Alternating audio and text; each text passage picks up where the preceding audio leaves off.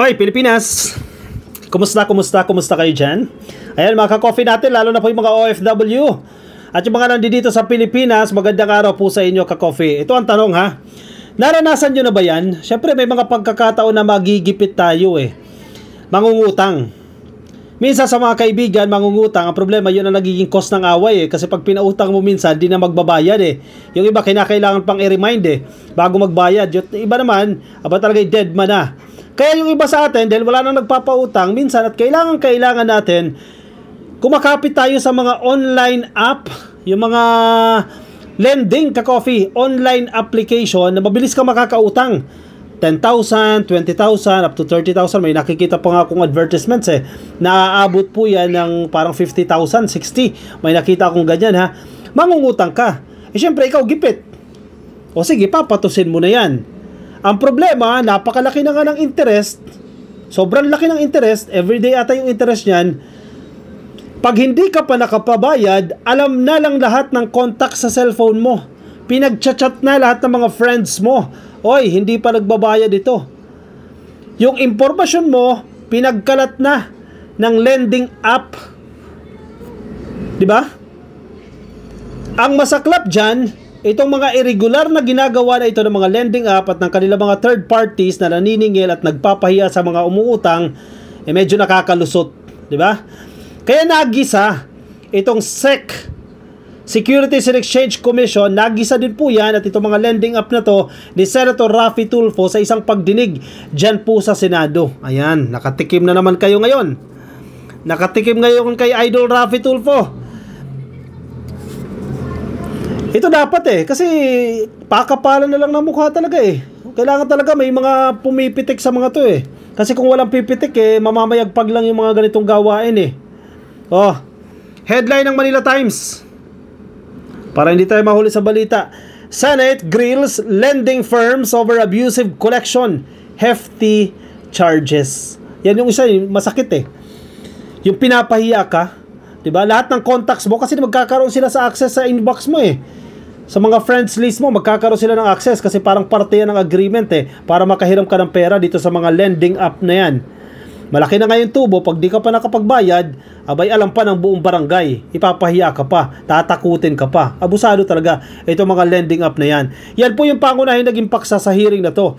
The Senate conducted on Thursday a hearing to address the rampant and allegedly abusive debt collection tactics of online lending companies, citing a surge in complaints from distressed borrowers. Actually, kawawa rin yung borrower dito. On the other side, kung titingnan natin yung punto ng borrower, ng hiniraman. Kasi, bandang huli yan, hindi ka na mababayaran. Lugi ka rin, may kapital ka rin dyan, di ba? Kaya dapat fair lang, dapat patas lang. Para makakasingil ka rin. Kaya nga kailangan dyan ng regulation, kailangan dyan ng intervention ng gobyerno. Pero kung matutulog ang gobyerno dyan, kailangan pitikin. Di ba? At yan ang ginagawa dito ni Senator Raffy Tulfo. The hearing, presided by Senator Raffy Tulfo under the Subcommittee on Banks, Financial Institutions, and Currencies, stemmed from Senate Resolution number 746, which the Senator authored. The resolution highlights serious allegations against some lenders, including the public shaming of borrowers. Yan, number 1 yan. Public shaming ng mga nangungutang, ng nanghihiram. Libelous social media posts and threats involving coffins and debts. Uberuin mo, di ba? Darating sa puntong yan. Magkano lang ang inutang mo? 5,000, 10,000, darating na sa ganyang punto. Lesson din ito ka-coffee, matututo din naman yung mga nangungutang dito na kapag umutang ka, hindi mo pera yan, bayaran mo. Di ba? Lesson din sa atin yan. Dahil hindi mo naman pera yan hindi mo naman pinaghirapan yan Kung hindi ka magbabayad, huwag ka na mangutang. And from the very beginning, alam mo rin na yung mga pananagutan mo, kung alanganin ka, kung sa tingin mo agrabyado ka dyan, huwag ka pumasok sa ganyang kontrata o sa ganyang engagement. Pero, hindi natin sinasabi na walang kasalanan dito yung mga nagpapautang. May kasalanan din sila dyan. Dahil, abusado naman kasi sa paniningil at bukod sa matataas na pong mga charges, sinasamantala yung ating mga kababayan. Tulfo said many of these practices violated Republic Act number 10173 o ito pong Data Privacy Act of 2012. Correct. Pansinin nyo ngayon, ka-coffee, Mahigpit ang paghawak sa mga personal data kasi maraming mga scammers magagamit yung personal records natin. Kaya dapat kayo maingat din kayo ka-coffee. Halimbawa, magsa-sign up kayo. Diba? May isang program, magsa-sign up kayo. Lalagay nyo yung buong pangalan ninyo, birthday ninyo, contact number ninyo. Mabilis nila na-access yan. May database yung mga yan. At yung mga impormasyon na binibigay ninyo, binibenta yan. Kaya ingat-ingat kayo. Imagine niyo minsan, sige, nag-grocery ka lang, di ba? May mga promo. Lagay ka ng pangalan mo dyan, and address mo dyan, and contact number mo dyan. 2 days after, 1 day after, may matatanggap ka ng text message. Scam na. Nangi-scam na. Pangalawa, yung mga palaro online, ka-coffee, may mga content creator na nagpapa-Gcash, libre Gcash, mamimigay ng contacts, di ba? Lagay mo yung pangalan mo, and contact number mo, etc. Malinis yung intention ng mga content creators, ng mga vloggers, pero ginagamit yan ng mga scammers. Kaya dapat ingat-ingat din dun Huwag magpapabudol sa mga ganun Hanggat maaari, huwag nyong ibigay yung inyong impormasyon dahil magagamit yan laban sa'yo. Diba? At pagkakapirahan ka ng mga yan. Kung may makukuha sa'yo, kung wala, okay lang. Pero paano kung malaki yung makuha sa'yo, na-scam ka na? Diba? Buti na lang ito, may ganitong hearing kasi reminder ito para may mga nasasabon din mga attached agencies o mga government agencies na dapat nakatutok to, nagbabantay para hindi mangyari yan, para napipressure din sila.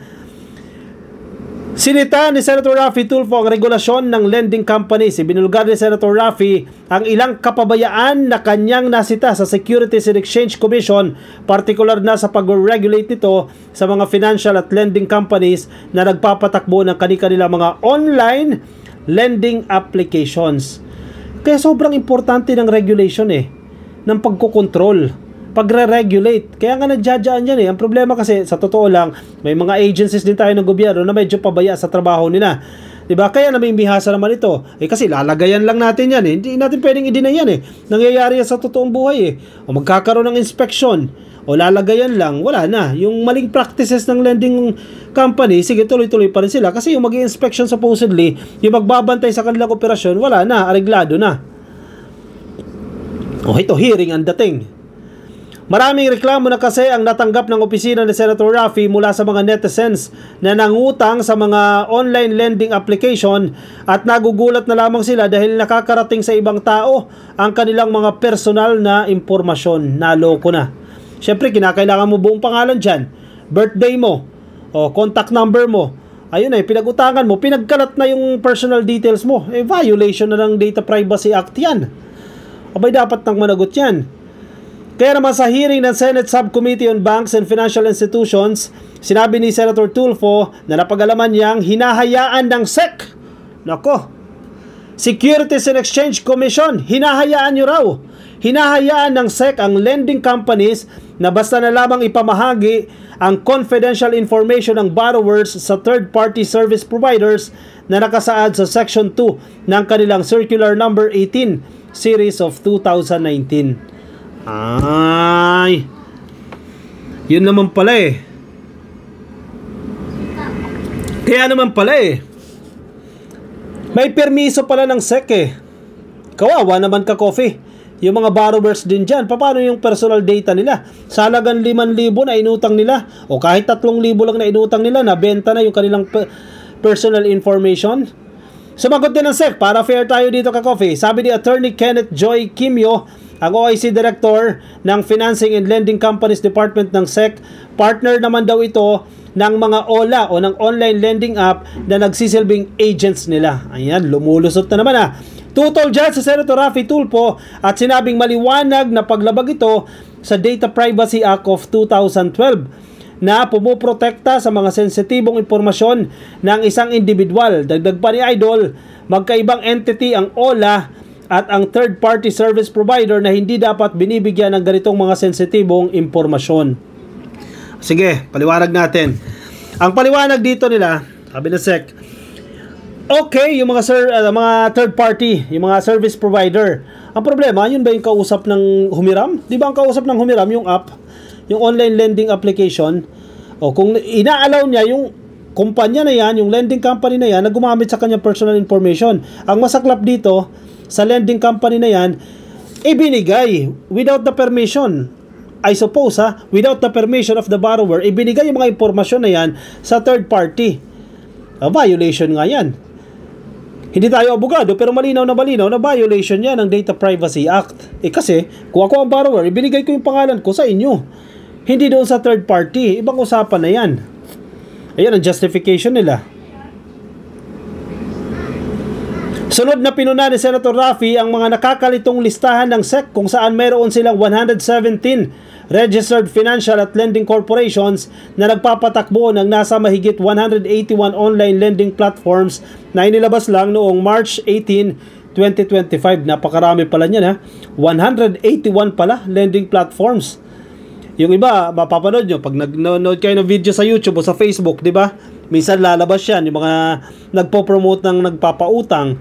O marami pala sila yan, 181 pala yan. Mga ganyang kumpanya na base po sa records ng SEC. Ipinagtataka ni Senator Idol na kung nagpapatupad ng moratorium ang SEC noong November 2, 2021 para hindi na muling magkaroon ng online lending platforms ay bakit tila pinayagan makapag-register ng SEC at hinayaan pa itong madagdagan pa ng 40 kumpanya ngayong 2025. Pinahinto na tapos nadagdagan pa ng 40. Nako SEC! Yari kayo dyan SEC, di kayo tantanan ni Senator Raffy Tulfo dyan. Magpapaliwanag kayo dyan. Sige, tuloy-tuloy na paliwanag yan. Maganda rin yung ganitong hearing ka-coffee kasi pitik ito sa online lending app kasi pag hindi kayo umayos, di ba? Pag hindi kayo naging fair man lang, eventually, baka mahantong yan sa pagpapasara ng kumpanya nyo. Kahit papano, nakatutulong itong mga hearing na to, though ang primary purpose niya ay in aid of legislation para makagawa ng mga policies, makagawa ng mga bagong batas, nakatutulong din itong mga hearing na to para kahit papano, hindi naman sa manakot, para ipaalam sa mga lending companies na to, sa SEC at sa iba pang government agencies na may nagbabantay sa inyo. Ginagawa ng Senado yung kanilang oversight duties, yung kanilang oversight functions sa mga ahensya. Diba? O kapag hindi kayo umayos, ipatawag namin kayo. Kapag babara-bara kayo dyan, posibleng papasilip sa inyo. Nagbabayad ba kayo ng tamang tax? O masilipan kayo ng violations, iba ka mapasara pa kayo. Diba? Yun ang purpose ng mga hearing na to Ayan, i-report nyo. Maganda rin na magre-report kayo Pag naabuso kayo nito mga online lending app, i-report ninyo. May email si Senator Raffy Tulfo. Puntahan nyo sa website ka-coffee. I-report ninyo. Makadagdag dyan sa mga reports na natatanggap nila. Malay mo, maipasara yan kung abusado yung lending app na yan. Okay, may ganyan ka rin bang karanasan ka-coffee? O may kakilala ka na ganyan na karanasan? Sige, share nyo dyan sa ating comment section para mabasa po yan ang iba nating mga ka-coffee. Thank you Senator Raffy Tulfo sa mga pag-iimbestiga. Kahit pa paano may mga napipitik sa mga hearing na ito dyan po sa Senado. O siya, sige. Ako yung magpapaalam muna sa inyo ka-coffee. I'll see you in my next video. Kung nasa Facebook po kayo, di pa po kayo naka-like and follow, please like and follow mga nasa YouTube. Click lang po na subscribe and hit the notification icon para updated kayo sa ating mga bagong upload. Bye-bye ka-coffee. See you in my next video.